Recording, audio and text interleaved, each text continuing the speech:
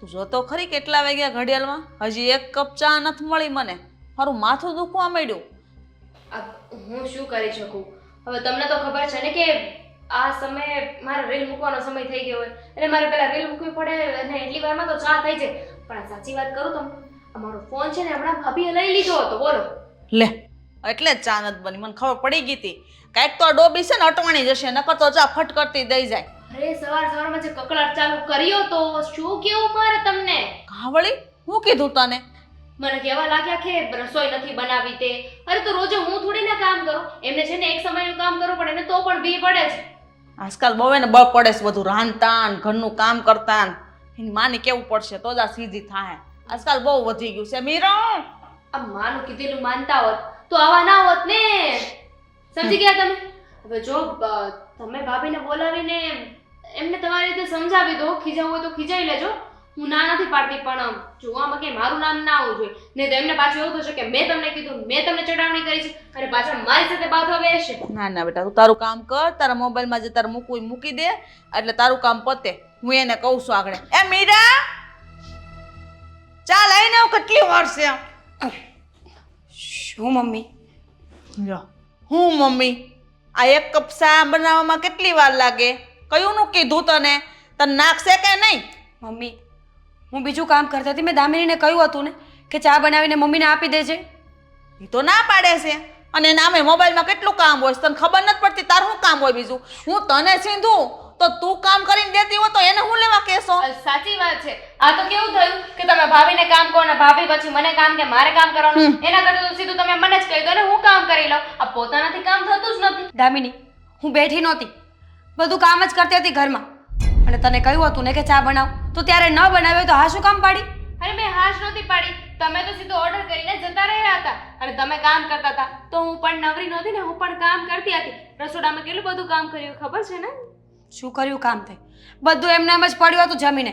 બધું મેં સરખું કર્યું છે, પણ આ તો હલકું હવાલદારનું કંઈ બોલું નહીં ને એટલે બધા મને જ બોલ્યા કરે. નવાઈ કરી દીધી તમે રહોડામાં કામ કરીને. આજે નવી નવી પાણીને આવી ને આપણા ઘરની કાંઈ ખબર ન હોય. આ તું 5 વર્ષથી પાણીને આવી ને ત્યાં ઘરની બધે તને ખબર હોય. પણ મમ્મી, આ તો એવી જ વાત થઈ ગઈ ને કે ઉલ્ટા ચોર કોટ પહેન કે દાટે. બસ હા, ન આવડે ને તો ન બોલ. આખો દિવસ મમ્મી ફોનમાં પડી રહી છે. રીલ મૂકવાની, વિડીયો મૂકવાનો, ફોલોઅર્સ ચેક કરવાના, લાઈક ચેક કરવાની. લગ્ન પછી આવા કામ ન હોય ને એ કુંવારી દીકરી નથી હવે. કોણે કહ્યું કે લગ્ન પછી ના હોય? અરે કેટલા બધા ઇન્ફ્લુએન્સર છે લગ્ન કરીને આવી રીતે આગળ વધી રહ્યા છે અને આમાંથી પૈસા પણ મળે છે. સમજ્યા? સાંભળ્યું? આ 2 પૈસા મળે એમાં તને શું વાંધો છે? ઘરમાં કામ આવશે, દૂધનું બિલ સુકવાઈ જાય, શાકભાજી લાવવા થાય, તારે કઈ કમાવું છે નહીં. ઘરમાં 1 રૂપિયો દેવો છે ને, ઘરનું કામ કરતા હું જોર આવે છે એટલું બધું ભાંગી ન ખાય. ક્યારે મળશે પૈસા? કહીશ જરા. કાલ કે પરમ દિવસે?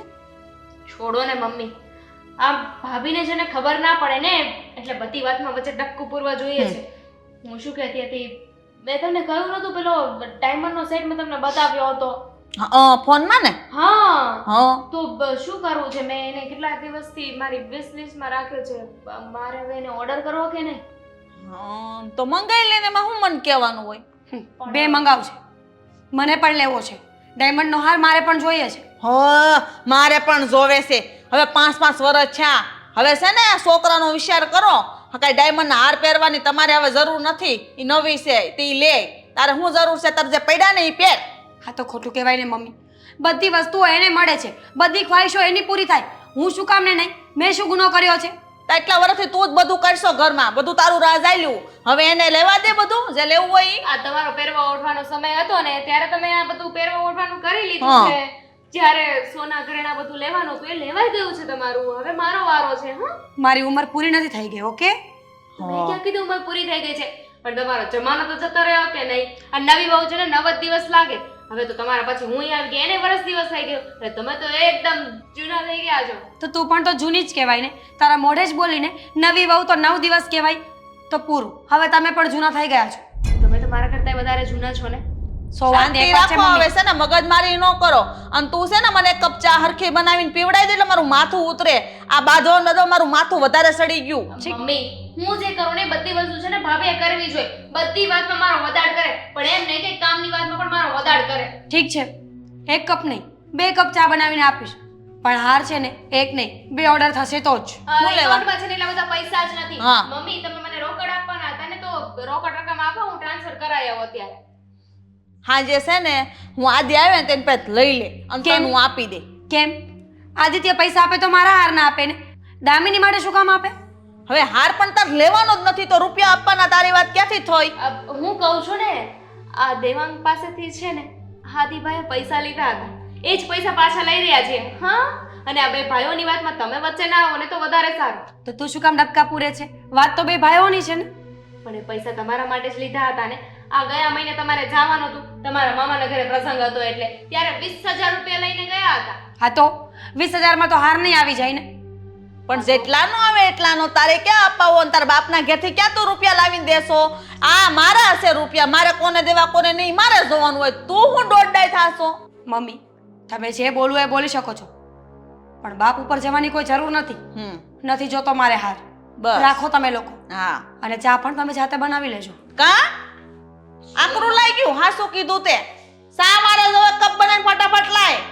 હવે રેવા દો ને કઈ ચા નથી મળવાની. આ તમારો જમાનો ગયો હવે. આ તમે જૂના થઈ ગયા છો. આ તમારું માન સન્માન હોત તો અત્યારે ચા મળી ગઈ હોત ને પણ આ તમારું કોઈ ગણતું નથી.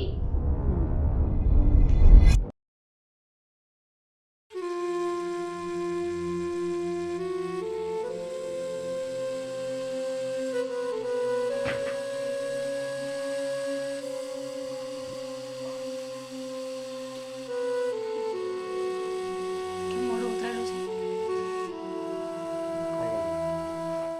આદિ પ્લીઝ હા હું તમને 10 વખત નહીં પૂછું કે શું થયું છે. એક તો ઓલરેડી મારું મૂડ પણ ઓફ છે અને હવે તમને પૂછ્યા કરવાનું કે શું થયું શું થયું. મને ખબર પડી કે તારું મૂડ ઓફ છે. તો પૂછશો નહીં કે શું થયું? ખબર જ છે મને કે ઘરમાં કઈ થયું હશે. રોજનું જ યાદ. શું થયું? એનું એ જ હર હંમેશા ઘરમાં 2 પક્ષ પડેલા હોય છે. એક મમ્મીનો ફેવરેટ પક્ષ અને એક પક્ષ આપણે બંને જે ઘરમાં કોઈને ગમતા નથી છતાં પણ આપણે રહેવું તો અહીંયા જ છે ને. હા રહેવું તો અહીંયા જ છે પણ આદત પાડી દે ને. મેં પણ પાડી દીધી છે. દેવાંગ મને ગમે તેમ કહે હું સાંભળી લઉં છું. મમ્મી પણ ખીજવાય છે છતાં પણ સાંભળી લઉં છું. ઓફિસમાં બોસ ખીજાય છે છતાં પણ સાંભળી લઉં છું. કોઈ પણ કંઈ કહે છે છતાં પણ હું સાંભળી લઉં છું. તો આપણું જીવન જ એવી રીતે ચાલી રહ્યું છે કે બધાનું સાંભળવાનું છે તો સાંભળ્યા સિવાય કઈ છુટકારો નથી. હાથે કરીને આપણા જીવનમાં આગ લગાવી રહ્યા છીએ. આપણને ઘણા જવાબ દેતા આવડે જ છે પણ આપણે દેવા નથી ને. ખબર નહીં આપણે ક્યાં દબાઈએ છીએ બધાથી. તો જ્યારે પણ કોઈ પણ કંઈ કહે તો સાંભળી જ લેવાનું. દરેક વાતના જવાબ દેવા જરૂરી નથી હોતા મીના. અને દરેક વાત સાંભળી લેવી પણ જરૂરી નથી હોતી આદિ. વાત સાંભળવા જેવી હોતી નથી છતાં પણ સાંભળી લઈએ ને તો સામેવાળાને એમ થાય છે કે મેં કઈ કહી દીધું. હા આ સામેવાળો કેમ ખુશ રહે કેમ પોતાની જાતને મહાન સમજે આપણે એ ધ્યાન રાખવાનું ને. સમજી શકું છું કે તને ગુસ્સો પણ આવતો હશે. તને થતું હશે કે હું કઈ કહી દઉં પણ તું કઈ કહી નથી શકતી. જો એ લોકોને એક દિવસ તો ભાન થશે ને. એ લોકોને એમની ભૂલ સમજાશે ને કે એ લોકો આપણી સાથે જે કંઈ પણ કરી રહ્યા છે ખોટું છે. સમજાશે કદાચ. એવી પાકી વાત તો નથી ને કે ભવિષ્યમાં માણસ પોતાની ભૂલ સમજી જશે. પણ આ તો ખોટું કહેવાય ને. કમાવાનું તમારે, ઘરના કામ કરવાના મારે અને હર હંમેશા કોઈ પણ વાતમાં વાંક આવે દોષ આવે તો આપણો જ. શું કામ? મારી કમાણી ગણાતી જ નથી આ ઘર માટે. હું કઈ કમાતો જ નથી કારણ કે મારો પગાર ઓછો છે. પગાર ઓછો છે નથી કમાતા એવું તો નથી ને. એવું તો નથી ને કે 24 કલાક તમે રખડ્યા કરો છો, કામમાં ધ્યાન નથી આપતા, હું ઘર નથી સાચવતી. એવું પણ કહી શકે તું. એ લોકો તો બસ મોકો જોવે છે કે ક્યારે આપણે વાંકમાં આપીએ.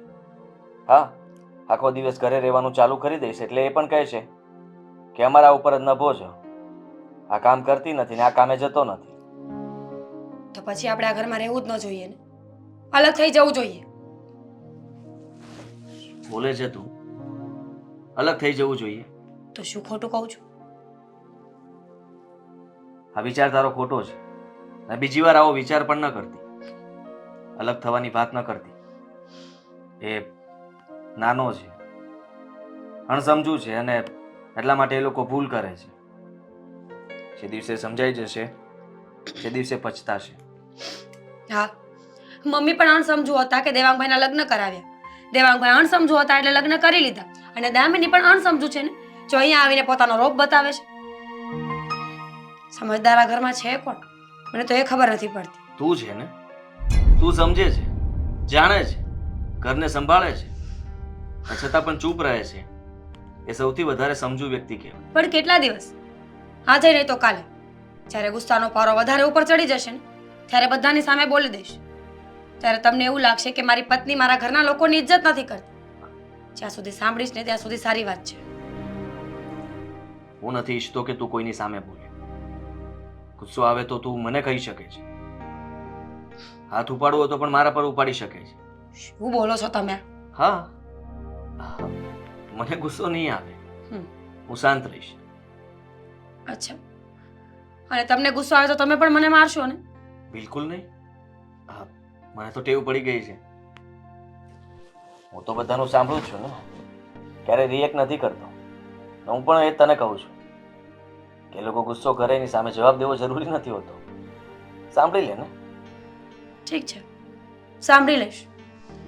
જવાબ દેવાની ઘણી બધી હિંમત હશે, જવાબ હશે ને તો પણ બોલીશ નહીં. તમે સાંભળતા શીખવાડ્યું ને, એટલા માટે. માણસની મજબૂરી હોય છે. દેવાંગને લાગે છે કે મેં આ ઘર માટે કંઈ નથી કર્યું, પણ તું જાણે છે, હું જાણું છું કે મેં આ ઘર માટે શું કર્યું છે અને શું નહીં. કોઈને સાબિતી આપવાની જરૂર નથી કે મેં શું કર્યું છે અત્યાર સુધી અને અત્યારે હું શું કરી રહ્યો છું.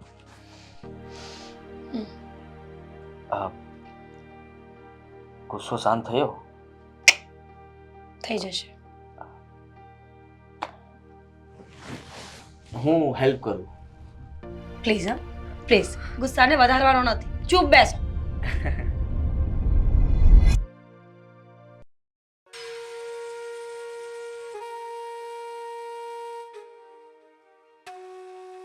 ક્યારના દવાખાને ગયા, હજી નો આવ્યા.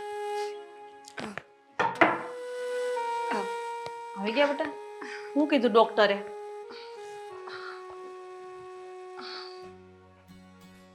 ખુશ ખબર છે. આવી ગયા તમે લોકો? શું થઈ ગયું હતું અચાનક તે હોસ્પિટલ જવું પડ્યું?